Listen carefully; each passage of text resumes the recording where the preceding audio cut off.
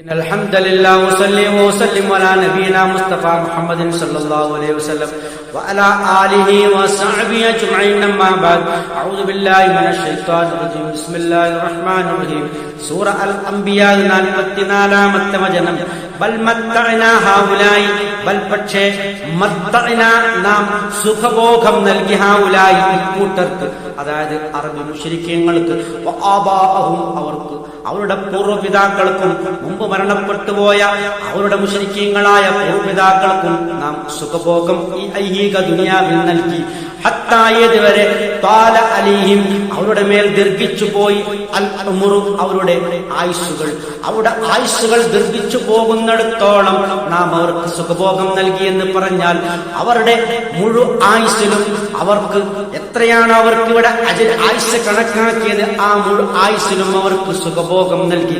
അത് മാത്രമല്ല അവർക്ക് സ്വയം തോന്നി നാം ഇവിടെ ഒരുപാട് ദീർഘകാലം ഇവിടെ ജീവിക്കുമെന്നുള്ളൊരു തോന്നലും അവർക്ക് ഉളവാക്കി.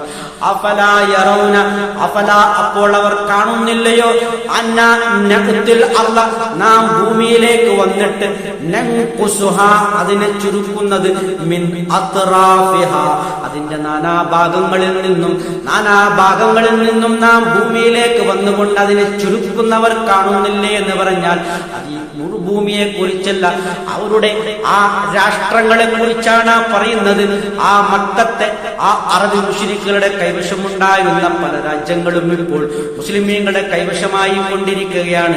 മദീനയുടെ ഒരു ഭാഗത്ത് സ്വാധീനം മുസ്ലിമീങ്ങൾ ചെലുത്തിക്കൊണ്ടിരിക്കുകയാണ്. അതിനുശേഷം ആ മദീന പൂർണ്ണമായും ഒരു മുസ്ലിം രാഷ്ട്രമായി മാറുകയാണ്. അബിസീനിയയിൽ മുസ്ലിമീങ്ങൾക്ക് വ്യക്തമായ തരത്തിലുള്ള ഭൂരിപക്ഷം ഉണ്ടാകുകയാണ്. അങ്ങനെ അവരുടെ സ്വാധീനത്തിൽ ഉണ്ടായിരുന്ന പല രാജ്യങ്ങളും അവർക്ക് നഷ്ടപ്പെട്ടുകൊണ്ടിരിക്കുകയാണ്. അവസാനം അത് മാത്രമല്ല ഈ മക്കയും അവർക്ക് സമീപ ഭാവിയിൽ നഷ്ടപ്പെട്ടു പോകും.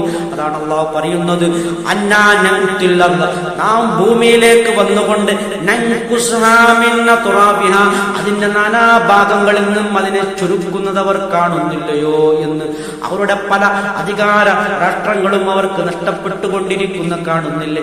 അങ്ങനെ എല്ലാം നഷ്ടപ്പെട്ടുകൊണ്ട് അവർ നാടുവിട്ട് ഓടിപ്പോകേണ്ട ഗതിയാണ് അവസാനം ഉണ്ടായത്.